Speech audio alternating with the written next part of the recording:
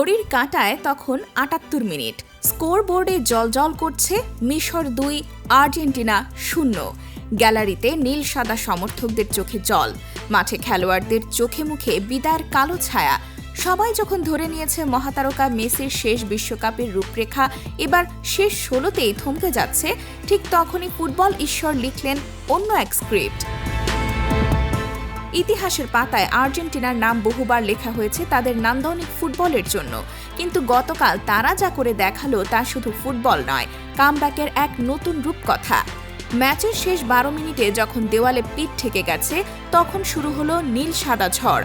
প্রথম গোলটি যখন মিশরের জাল কাঁপালো, তখনও কেউ ভাবেনি পরের কয়েক মিনিটে কি সুনামি অপেক্ষা করছে।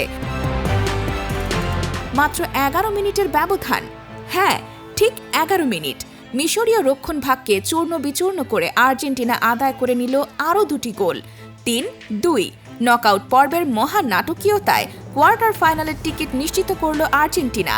কিন্তু এই জয় শুধু একটি ম্যাচের জয় নয়, এটি এমন এক রেকর্ড যা বিশ্বকাপের ৯৬ বছরের ইতিহাসে এর আগে কখনো দেখেনি ফুটবল বিশ্ব।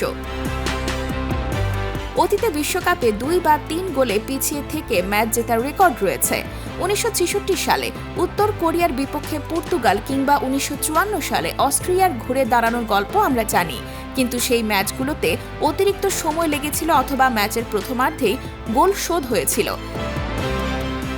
নির্ধারিত ৯০ মিনিটের মধ্যে ম্যাচের একেবারে অন্তিম মুহূর্তে এসে ২ গোলে পিছিয়ে থেকেও এভাবে ৩টি গোল দিয়ে ম্যাচ জিতে নেওয়া বিশ্বকাপের নকআউট পর্বের ইতিহাসে এটাই প্রথম।